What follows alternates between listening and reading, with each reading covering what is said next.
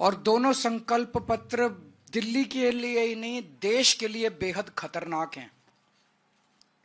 मुझे खुशी है कि इन लोगों ने ईमानदारी से कबूल कर लिया है कि इनकी असली नीयत और असली मंशा क्या है। कोई भी अगर इन संकल्प पत्र को पढ़ेगा तो उसका खून खौल उठेगा। उन्होंने 4 दिन पहले जो हम बार बार कह रहे हैं कि दिल्ली में हम लोगों ने शिक्षा मुफ्त कर दी, एक एक गरीब के बच्चे के लिए 18 लाख बच्चों के लिए शानदार शिक्षा का इंतजाम किया। अगर ये लोग आ गए तो मुफ्त शिक्षा बंद कर देंगे। हम लोग बार बार कह रहे हैं कि अगर ये लोग आ गए तो मुफ्त इलाज बंद कर देंगे, अगर ये लोग आ गए तो मुफ्त बिजली बंद कर देंगे। अगर इन्होंने पहला संकल्प पत्र 4 दिन पहले जारी किया, उसमें इन्होंने साफ साफ लिखा कि दिल्ली के मोहल्ला क्लिनिक बंद कर दिए जाएंगे। तो दिल्ली के लोगों को जो फ्री इलाज मिल रहा है, वो फ्री इलाज दिल्ली के लोगों का आज जो दिल्ली के लोगों को मिल रहा है दिल्ली के मोहल्ला क्लिनिक अस्पतालों में, वो बंद कर दिया जाएगा। इन्होंने साफ साफ अपने संकल्प पत्र में घोषणा कर दी है। और आज का इनका ये संकल्प पत्र है। इस संकल्प पत्र में ये लिख रहे हैं कि दिल्ली के स्कूलों में मिलने वाली फ्री शिक्षा को बंद कर दिया जाएगा।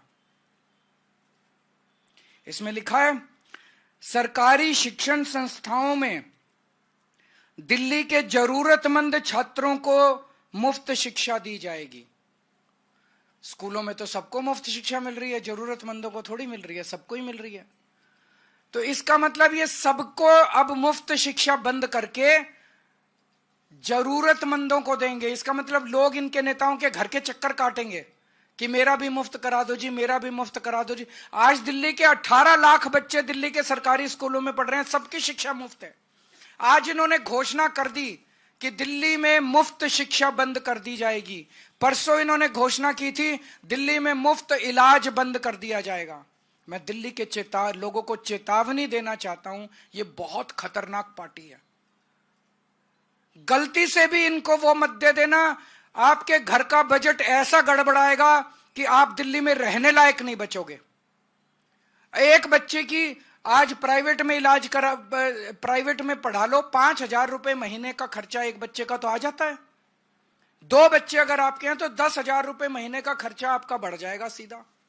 आज आपका सरकारी स्कूल में बच्चे 2 पढ़ रहे हैं, अच्छी शानदार शिक्षा मिल रही है, उनको 10,000 रुपए आपको हर महीने तो बच्चों की फीस पे खर्च करना पड़ेगा।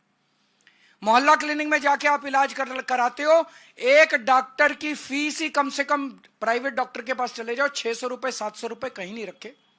फिर वो 2-4 दवाइयां लिखता है, 2-4 टेस्ट लिखता है। एक डॉक्टर की विजिट सिंपल खांसी जुकाम हो 2,000 रुपए लग जाते हैं।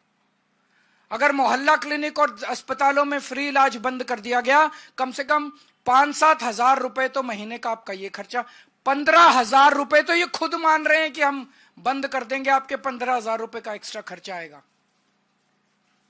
मुझे बेहद खुशी है कि भारतीय जनता पार्टी ने ईमानदारी से कम अपने खतरनाक मंसूबों को दिल्ली की जनता के सामने कबूल किया है।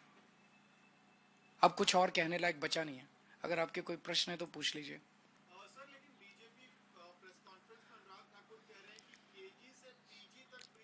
तो केजी से 12वीं तक भी तो पैसे लगेंगे ना। केजी से पीजी के बीच में केजी से 12वीं तो आती है ना। उनकी मंशा साबित हो गई कि नहीं हुई?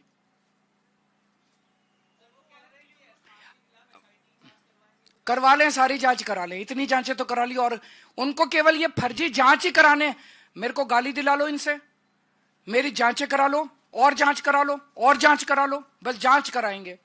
तो दिल्ली की जनता तय कर ले कि केजरीवाल की जांच पे वोट देना है कि उनकी सुविधाओं पे वोट देना है।